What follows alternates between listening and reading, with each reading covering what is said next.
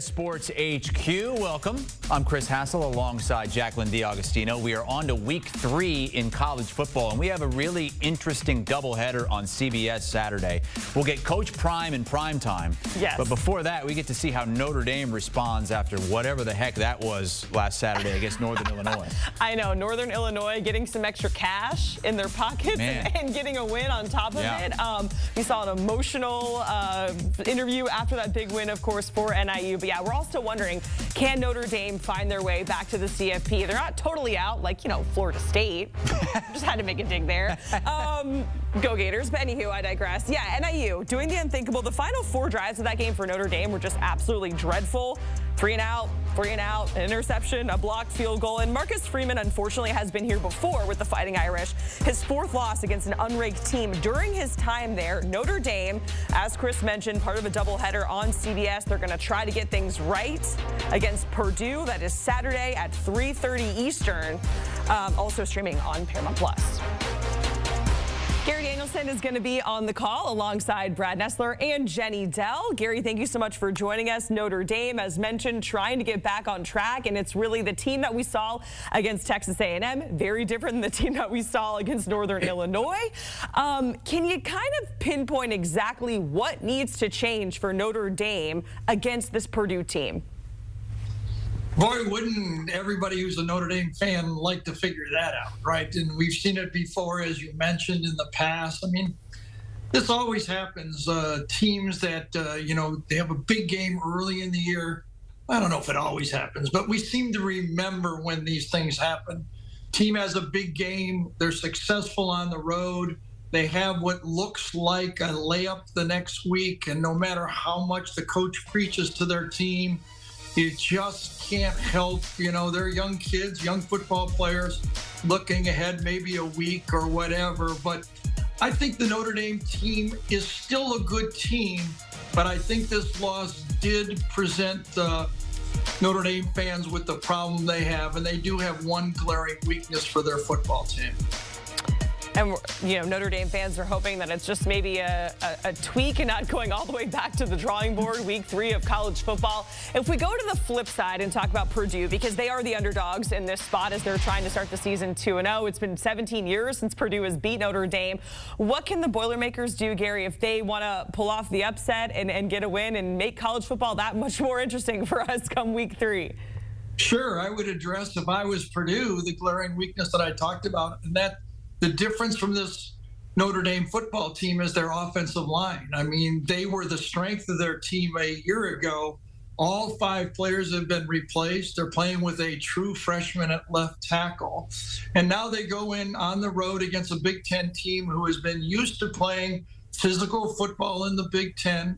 Even though they're wide open on offense, they're very strong. They led the Big Ten in running last year in Big Ten conference games, and they're very aggressive on defense. So for Notre Dame, they're going to have to figure out a way to play and move the ball and stop the run, ironically, against Purdue. Even though they run the air raid offense, they're good at running the ball. I think the key to the game, which team's offensive line is going to come out graded the best, I think that's the team that will win the football game.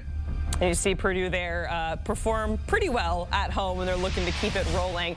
Gary, as mentioned, you're going to be on the call, of course, but you're heading back to your alma mater. You had some incredible moments as a Boilermaker. Can you kind of share with us any special memories or moments that come to mind in the midst of you heading back to West Lafayette? Well, it's only been over 50 years, but I still remember the Notre Dame game when we lost 8-7 my junior year. They were #1 in the country. We had just come off a tough loss at Washington. We had the lead with 2 minutes to go. We lost 38-35. Washington scored in the last minute, and then we had a 7-0 lead. It's not like these things stay with you, but it seems like 50 years later, I'm still thinking about that Notre Dame game when I played at Purdue. But, all the great memories I had, I built my family, met my wife at Purdue. From the press box, and I can actually see the house that my wife and I stayed in, her mom and dad's basement, for a year and a half after we got married. They were not too happy with me during those 1.5 years. So now at least I can go back with a paycheck this time as I go back. Gary, we love the stories, love the throwback photos as well. Thanks for sharing all that special stuff. And just a reminder again, Notre Dame, Purdue, Saturday, 3:30 Eastern on CBS. Let's talk about some other big matchups. We got Oregon and Oregon State renewing their rivalry. The Ducks, they are double-digit favorites, but they're coming off 2 games where a win seemed like it was a little bit harder than it should be. How much of a statement does Oregon need to make in Corvallis, which is a weird, tough place to play?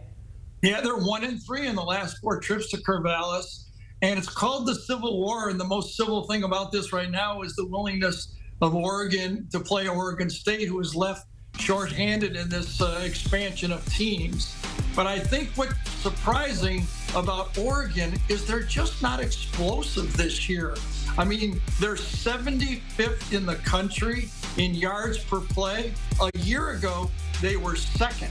So yes, Dylan Gabriel's completing a lot of passes, but they have not been able to stop the run, even against Boise State.